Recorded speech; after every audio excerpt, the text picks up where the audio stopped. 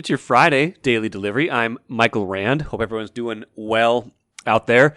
Did my share of shoveling already on Thursday, and then woke up. Got to do some more today.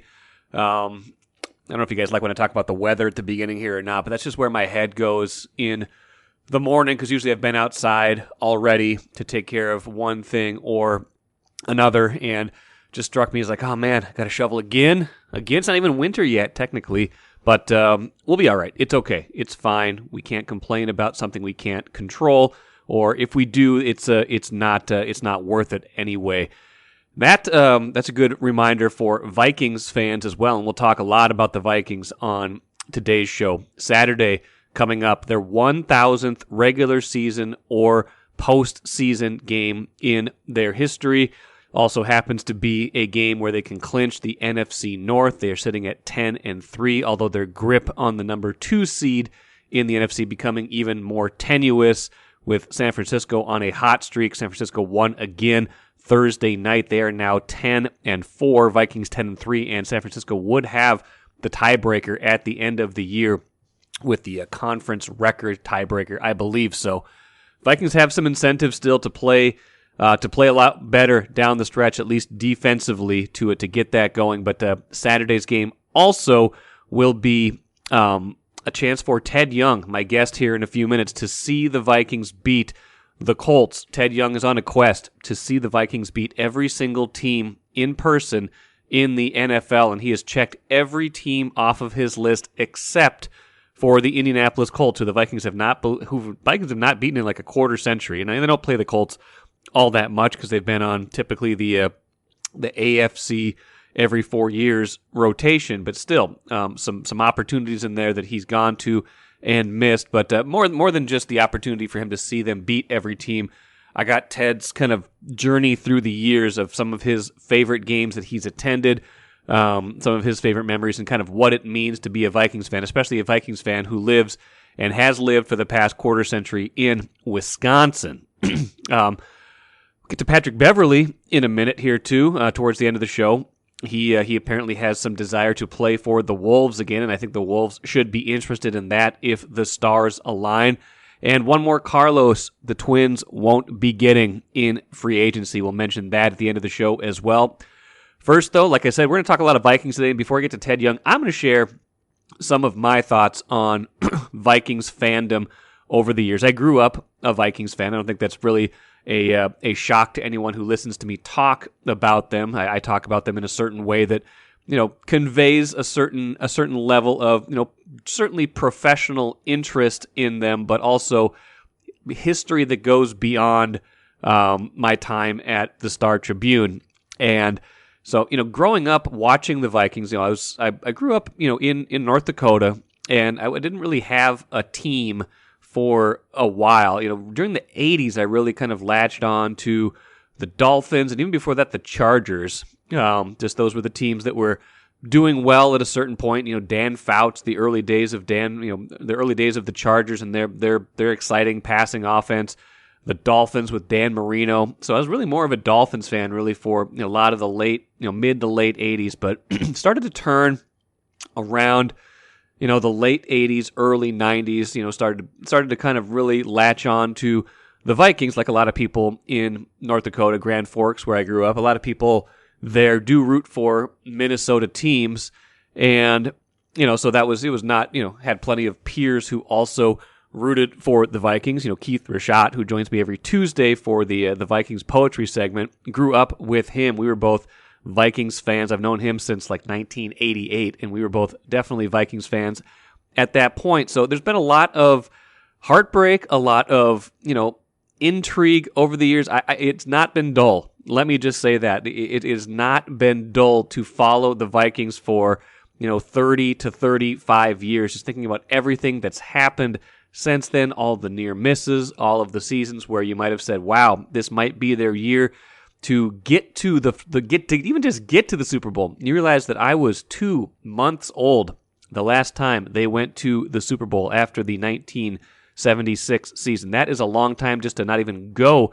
to the Super Bowl, let alone never have won it in your franchise's history. But probably fittingly, the first Vikings game I ever went to was 1994. Keith and I went. I was back in North Dakota for winter break. It was my first year at the University of Minnesota, and I was back home visiting for the holidays, and we saw that the Vikings had clinched a playoff spot. I think they won the division that year, and they were going to face. Yeah, they definitely did. They were going to face the Bears in the first round of the playoffs, and so we're like, well, let's see if we can get tickets. And I think we bought tickets. Like, ticket buying back then was much different than it is now. Obviously, no online component to it. I think we bought them like through Ticketmaster at like a record store in Grand Forks. So that was kind of the different distribution of tickets. And we managed to get tickets. We drove the morning. I believe it was New Year's Day. And we drove we got up really early, actually, like stayed up late, got up early, drove through the night to get back to Minneapolis for what I believe was a noon kickoff. Super excited to see Warren Moon and the Vikings vanquish the Bears and Eric Kramer in the playoffs. And, of course, it did not work out to the best of our hopes. Bears won, I believe, final score 35-18. Vikings bounced from the playoffs in the first round for the third straight year of the Denny Green era.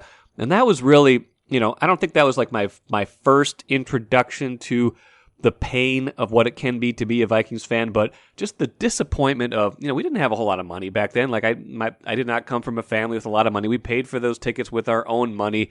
As a poor college student, Keith was definitely, a poor young adult at that time. I don't think he was quite in school yet, but we were definitely, we definitely put our own money into this. Definitely were just like wanted some payoff for our investment. I guess we got more payback than payoff for our investment, and instead watched them lose that game. And later on, a few years later, Keith came down to the University of Minnesota to study, and we had season tickets, but they were obstructed view season tickets at the Metrodome. I still can remember. I believe they were section 235.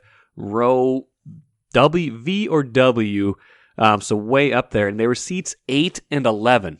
Why would we get seats two seats apart? If we're good friends, why don't we want to sit far apart from each other? Because 9 and 10 were not sold. Those were the seats that were directly in front of a pillar. You could not buy those seats because they were directly in front of a pillar. But we bought these season tickets. They were dirt cheap. They were $99 for the entire season. That included the 2 preseason games, 8 home games, and gave you the opportunity to buy playoff tickets, which we did in 98. And the funny story about that is I did not end up going to the NFC title game that year because by that point I had started working at the Star Tribune, and I had an assignment at the Star Tribune that day to be charting plays in the office from the TV, with the idea that this was going to be the trip to the Super Bowl. So I watched that 98 title game instead on a tiny TV in a small office of the old Star Tribune building, and maybe just as well that I was not there. So anyway, have a lot of history with the Vikings. I'm sure over the years, I have not counted how many games I've been to, but I'm guessing it's well over 100. I've, whether for fun back in the day or professionally with, in my 20 plus years at the Star Tribune now, I've watched hundreds more on TV, most of those obviously road games, and it has been a journey. Let me just say that. So anybody who has been on that journey with the Vikings, I understand it. I've kind of been on that journey in a little different way, obviously, in the last 20 or so years, looking at it from a much more professional lens than when I was growing up, but still, understanding that journey, I think, is important to being a part of this market and to being part of this the fabric of Minnesota. So as they prepare for their 1,000th game, still trying to get to the Super Bowl, still trying to win the Super Bowl for the first time, I really am curious to see what the next 1,000 have in store. And just go please check out our 1,000th game package too. Really excellent. Star Tribune, StarTribune.com will be in the paper on Saturday. The online package just went live Friday morning. A lot of great stuff, fan memories. Royce wrote about it. We just took a journey into the whole history of the team. It is definitely worth your while, and you get a flavor of that in just a minute with my very special guest and the journey that he is on with his Vikings fandom. Take a playcation to Mystic Lake. With 24/7 gaming, the good times never have to end. And you can satisfy your cravings at our restaurants and bars. Or relax in one of our luxurious hotel rooms. Those that play together, stay together. And don't forget to join Club M so you can spark new memories and bask in the rewards along the way. Follow the lights to Mystic Lake, where every day is play day. All right, special treat today on Daily Delivery. Joined now by Ted Young, longtime Vikings fan, who is on a journey, I guess we would call it, to see them defeat every single team in the NFL. And as luck would have it, he only has one more team to check off that list. That is the Colts, who the Vikings play Saturday. And that game against the Colts, like I mentioned a minute earlier, is also the 1,000th game in Vikings history, playoffs or regular season. Ted, how you doing? I'm doing great. Thanks, Michael. Absolutely. Let's get into how you became a Vikings fan, because I understand you live in Milwaukee now. So coming to these games, anytime they have to travel anywhere, or anytime they play at home, even is a journey for you. So give me kind of the backstory of your Vikings fandom and again what it's like to be a Vikings fan now in Milwaukee. Okay, great. So I grew up in a small town called Leroy, south of Rochester in Mower County, and was a Vikings fan from when I can remember as a little kid. So I always was a Vikings fan. I was able to watch 3 of the Super Bowls. The last one I watched when I was 11, so I was like, 46 years ago. I'm 57 now. So it's been quite a while. And after I graduated from high school, I went to college at West Point, and I was in the Army for 9 years, and I moved around the country and lived in Germany for a while. And then 1997, I moved, after I got out of the Army, I moved to Milwaukee because I had a job in Milwaukee and at Harley Davidson. So I've worked at great companies like Harley Davidson, Kohler Company, Ellen Edmonds Shoe Company, and Burger Boat. And now I work at a company called Flow in Milwaukee that makes the equivalent of cargo elevators.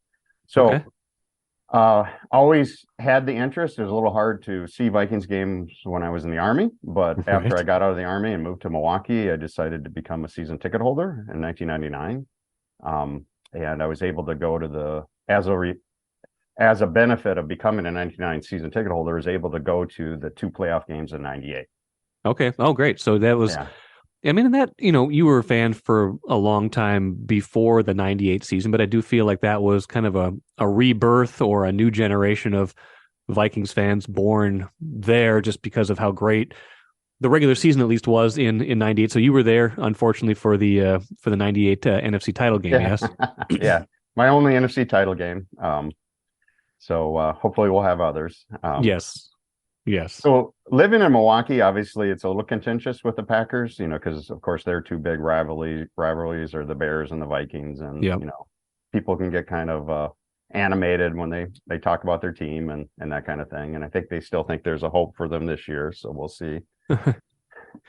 So how did you get started on this kind of quest, journey, whatever you want to call it, to see them defeat every other team, which now has you down, like I said, to just seeing them beat the Colts? Yeah. So as every season, if I was getting, if I got disappointed because we didn't make the Super Bowl, I had to come up with some other goal, something to make the season meaningful to me, even in the down years and that type of thing. And so I set out, my number one goal would be to go to the Super Bowl and see them win. That would be my number one goal, but that may or may not happen in my lifetime. Sure. So I set up other goals. My main first goal is basically to see them beat every team. Okay. And been knocking off a couple here and there over the years, and was down to the Pats and the Colts. And I went to like 7 away games to try to see them also beat every team, and including I've been to the last 5 Colts games and now the last 5 Pats games. Of course, we beat the Pats in the 5th one, so that's great. Right. And so now I'm going into my 6th Colts game.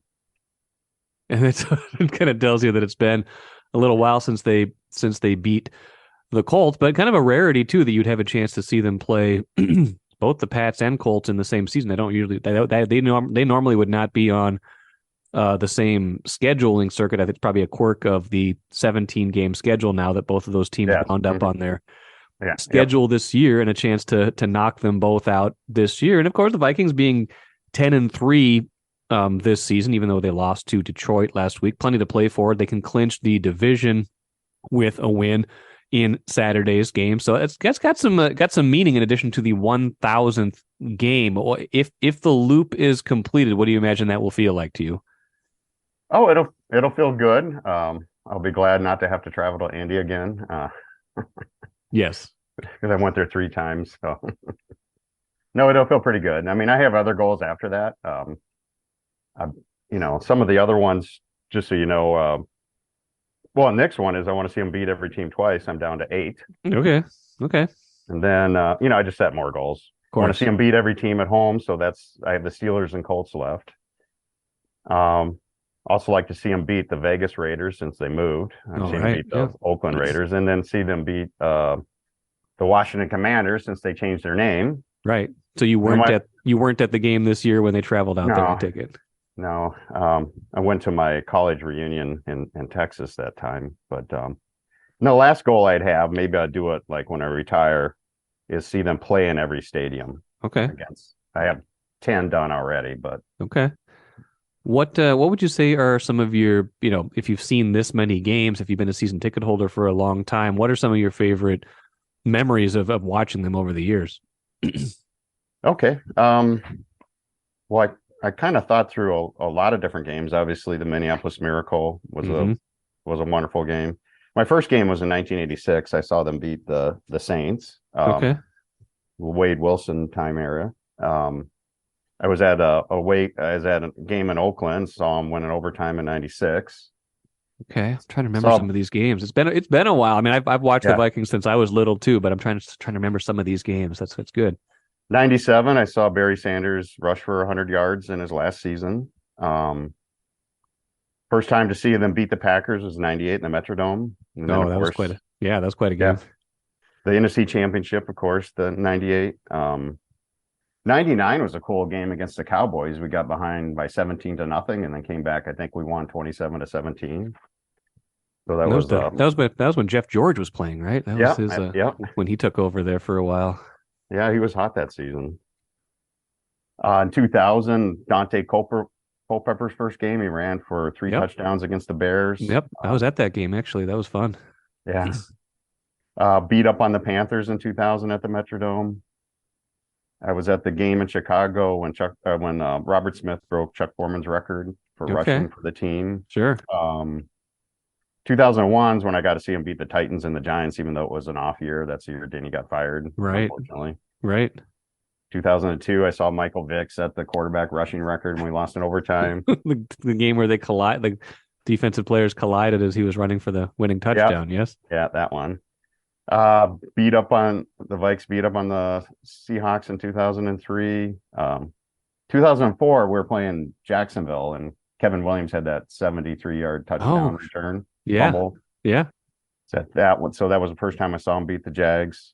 My first away Colts game was in 2004. Nate Burleson had a 91-yard punt return. Okay, but I don't know if that set a team record. It was probably close. It's got to be close. I mean, usually don't return punts inside your own 10, so I'd imagine that's got to be something up there. But obviously, they didn't win that game because you were still waiting. You're still waiting. My first 3 Colts games, we lost by a field goal, 3 points, with less than 15 seconds left. On all 3. In 2005, beat the Browns and the Rams in the Metrodome, beat them up. Also, 2005, Ettinger had that 55-yard field goal to beat the Packers. I remember that. Field goal. Yep. My first Pats game in 2006, we got beat by the Pats and the Jets in the Metrodome. Yep, that was Childress's first year, right? And that was the year that 2006 was the year that the Vikings had that great rushing defense, and New England just came in and threw the ball all over them and couldn't stop them. I don't think they ran at all. I don't think they did. Yeah. I think it was like 2-minute offense the whole game. I think it was too. 2007, Adrian Peterson's first touchdown against Atlanta. That 60-yard. It was a 60-yard screen pass. That was my first win against Atlanta. He kind of bobbled it and then ran all the way in. Yep, I remember that. Yep. 2008, another close loss to the Colts. Peyton Manning. It was a close game. I think we lost by a field goal and with a few seconds left. Yep. 2008, playing the Packers, Adrian Peterson had that 29-yard run that kind of sealed the game. That's right, and they won. That was a back and forth one. That was a back and forth game.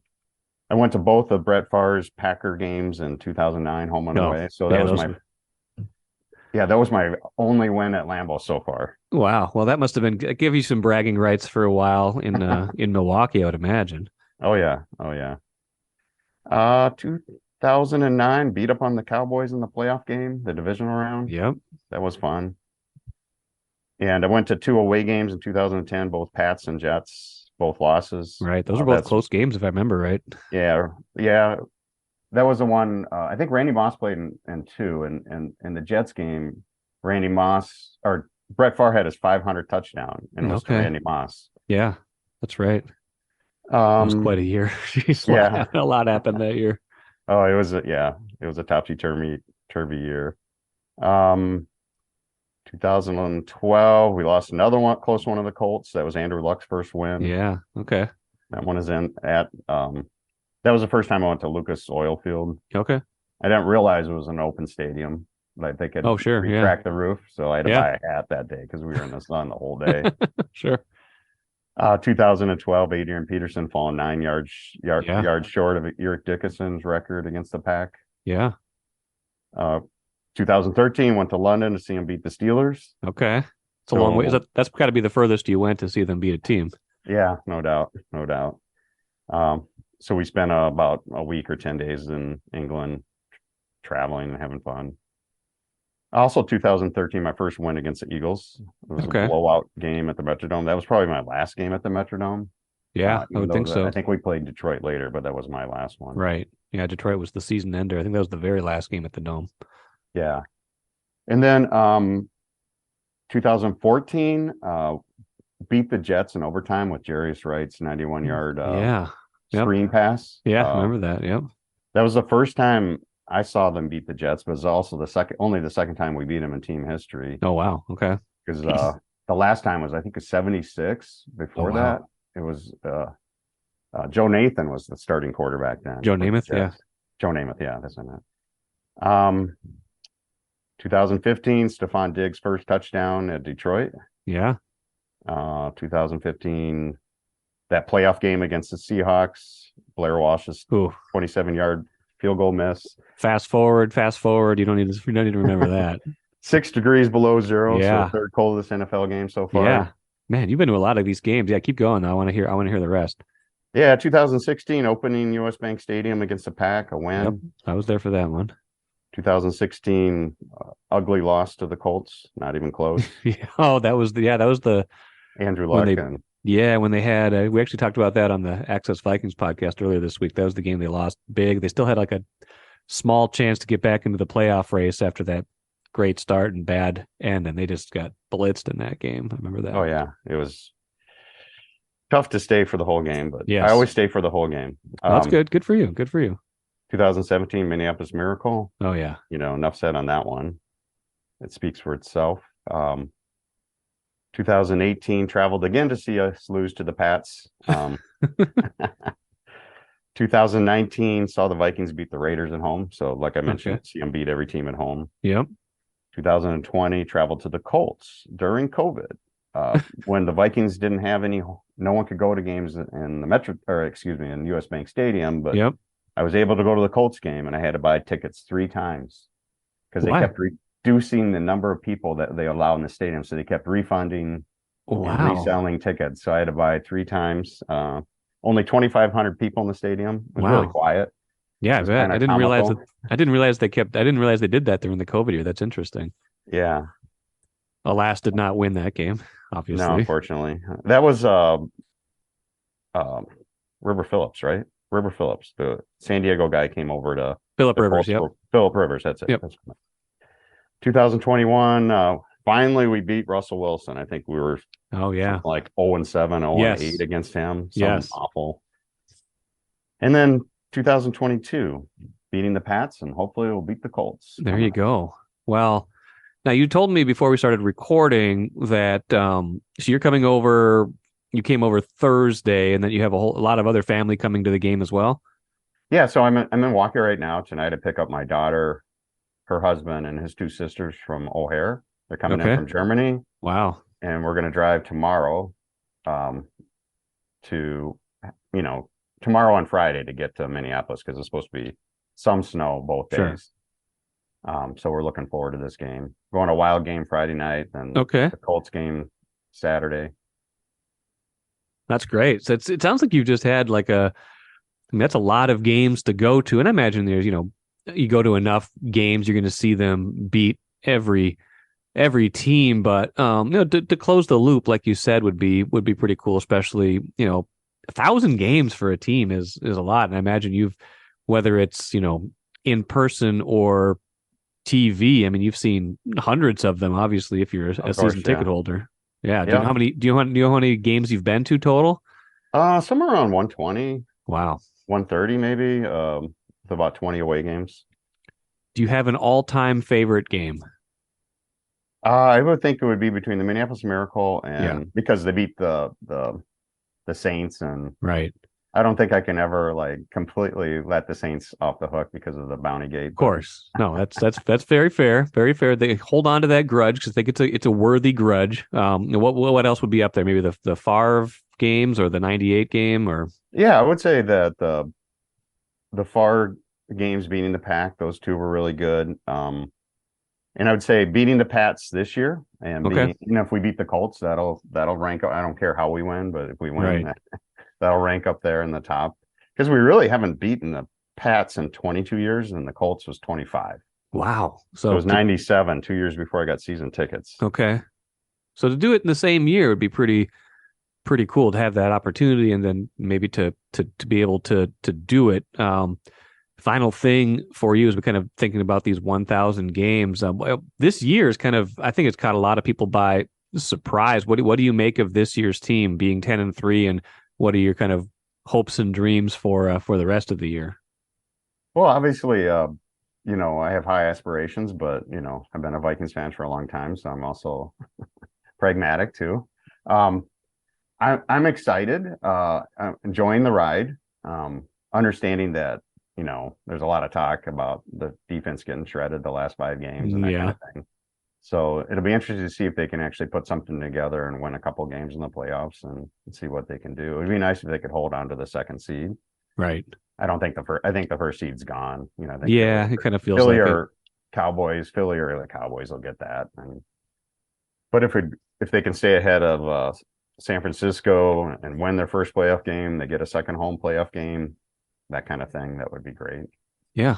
The eternal Vikings vibe is optimism mixed with pragmatism. I think that's a good way to put it, because you got to be, there's a lot of history here. We know how these things have tended to end, but when you're 10-3, you've got a chance, regardless of how close the games have been. Well, Ted, it's been a pleasure talking to you. Ted Young, Milwaukee right now, but a Minnesota native, a longtime Vikings fan. I hope for your sake and for the Vikings' sake that you get to see win over the Colts in game number 1,000, and a division clinching game at that. A lot of things could come together in the same moment. So for your sake, hope that happens. And thanks again for taking some time with me today. All right. Thank you, Michael. Always love hearing other people's stories about, how they became a Vikings fan, kind of what they look for, what their favorite memories are, things like that. For me, it always stands out. There's a game in Chicago, I think 1999. Yeah, definitely 99.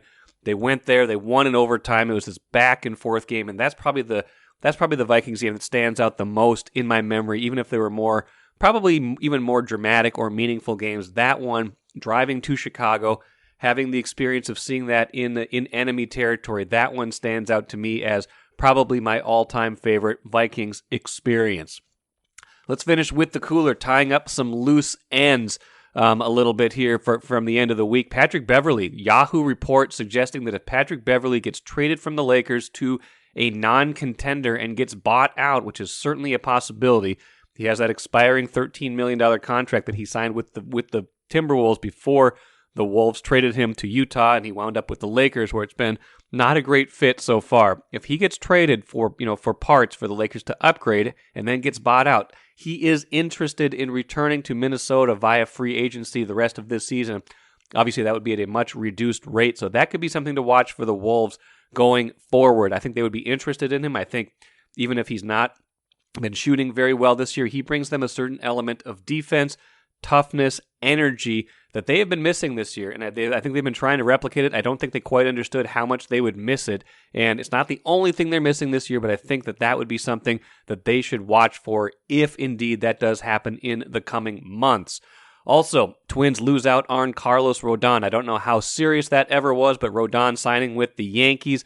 Looks like the Twins are going to get completely shut out in big-time free agency, maybe turning to the trade market at this point. Good piece from Phil Miller in today's Star Tribune, by the way, looking at their options at shortstop. None of them as intriguing, of course, as Carlos Correa would have been, but you know what? We'll see. Time will tell if the Twins wound up kind of getting lucky that did not come to fruition, or if they come to regret that in the years to come. That'll do it for today. Hope you guys have a great rest of your Friday. Have a great weekend. Royce and I'll be back at it on Monday with loads to talk about, as always. Until then, appreciate it. Back at it again on Monday.